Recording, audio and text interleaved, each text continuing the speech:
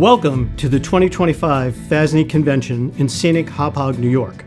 Convention is a great time to take care of association business, have some fun, refresh connections and friendships, and make new ones. Perhaps, most importantly, it is a time to learn and grow. An issue that FASNY has been on the forefront is behavioral health and mental wellness. The jobs we do become more demanding and complex every day. This puts increasing amounts of stress on every first responder, far more than we have ever seen. The men and women who protect their communities are society's greatest resource. FASNY is committed to building an environment that reduces this stress and provides proper assistance to individuals who need help coping with the demands of being a first responder. We stand firm in this commitment to every first responder, both today and into the future. The unfortunate reality is that more firefighters die from suicide than in the line of duty. The time for ignoring mental health challenges, for sucking it up, for sweeping it under the rug is long past. We all need to confront what's bothering us instead of covering it up, because those feelings always come back to haunt us. Depression, anxiety, stressful days, and sleepless nights are not things we must simply accept. They are things we are obligated to do something about. FASNY is proud to feature 2 volunteer fire departments that have implemented innovative programs to help their people deal with trauma, achieve balance, and maintain peace of mind. The Niskayuna Volunteer Fire Department is literally going to the dogs, or rather, the dogs are coming to them. Operation at Ease's Therapy Dog program gives firefighters canine care and comfort and helps them to release their problems and feelings. Meanwhile, the Wilton Volunteer Fire Department is engaged in a 2-pronged approach that improves both physical fitness and mental wellness with the expertise of a team of trainers and a licensed therapist. Let's take a closer look at how these 2 departments are leading the way in dealing successfully with mental wellness.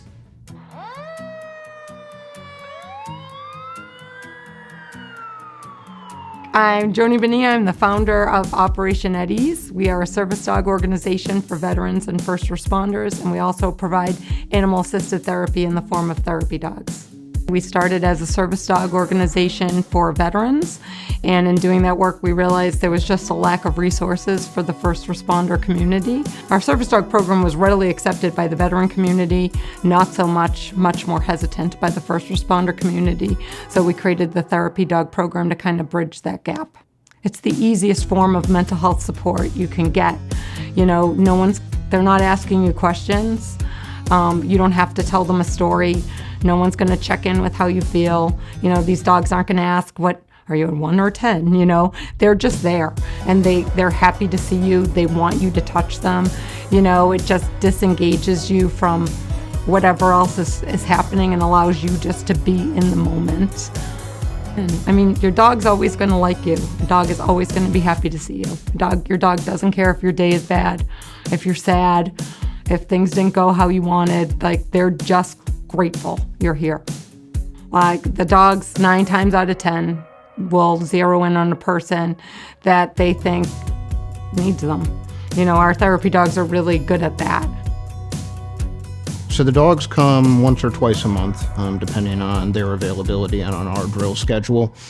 We try to have them come to training evolutions that take place here in the firehouse, and something that's kind of controlled so that we're not, exposing the dogs to any sort of dangers on a more advanced training scene, or putting our firefighters at any sort of risk of trying to manage the training and the dog at the same time.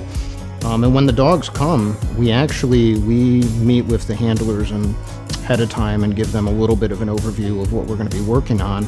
And then we pretty much give them free reign of the station to walk around, to experience the drill, to visit with the firefighters. And we allow it to kind of happen organically. Beyond that, what we were trying to do with this program was to look at ways that we can intercept a mental health challenge somewhere before it actually becomes a crisis. So the dogs became a segue for us to start allowing firefighters to talk about how they were doing, how they were feeling, and they kind of became the icebreaker to start those conversations. Jody actually reached out to me. She had this program and, would we be interested? And I said, absolutely. I, have grown up with dogs, been a huge part of my life. So it was a win-win from what I saw in the beginning. So I reached out to the current chief and said, hey, we got an idea here. What do you think? And he said, absolutely. Have her come in. And that's kind of where it started.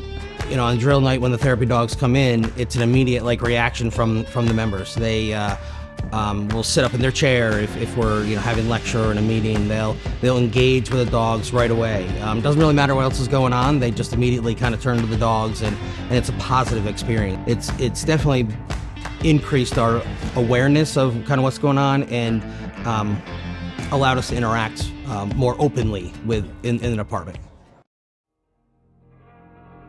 And then when I joined Wilton Fire and started learning more about the fire service and learning more about some of the big things that are killing firefighters, hurting firefighters, initially I got involved with the physical side of things. And then I think it's been about 4 years, we started contracting with Max Level Fitness in Saratoga Springs. I'm Danielle Borelli. I'm Heather Lewis. I'm Amanda Ruggiero. And where are y'all from? We are all trainers at Max Level Fitness and Athletics in Saratoga Springs, New York. We come here 3 times a week, and the point of us coming here is to help them get stronger, keep them healthy.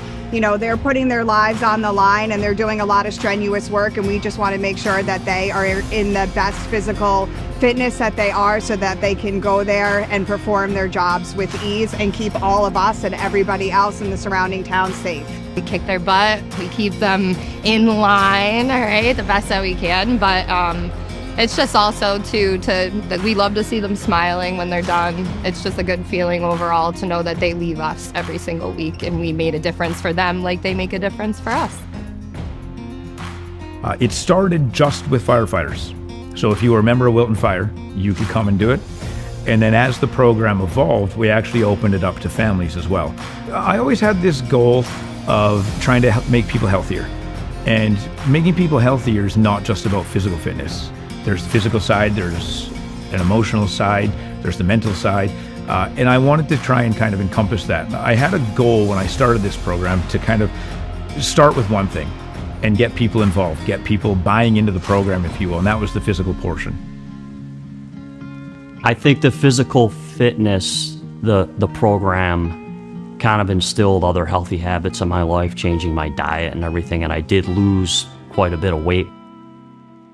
The fitness regimen really did encourage me to change how I was eating, so it kind of holistically changed me for the better. Definitely stronger, definitely healthier, definitely more mobile, and I definitely feel as though I can do things with greater ease here at the fire department than I could previously. The next part of that, just looking at the statistics, with the number of first responders that are falling victim to suicide, that have terrible thoughts, all that kind of stuff, I wanted to kind of see what we could do to change that. The second portion of what I wanted to try and do is bringing on a therapist on our staff to help people in a more proactive way. So if you can start to recognize some of those signs, symptoms, thoughts, feelings before it gets to that point, hey, maybe that'll help someone. And we kind of came up with once a month, once every 6 weeks, let's just bring people together. And we call it the mental health round table. So we just sit in a conference room and Tandy talks to us and put different scenarios, different activities.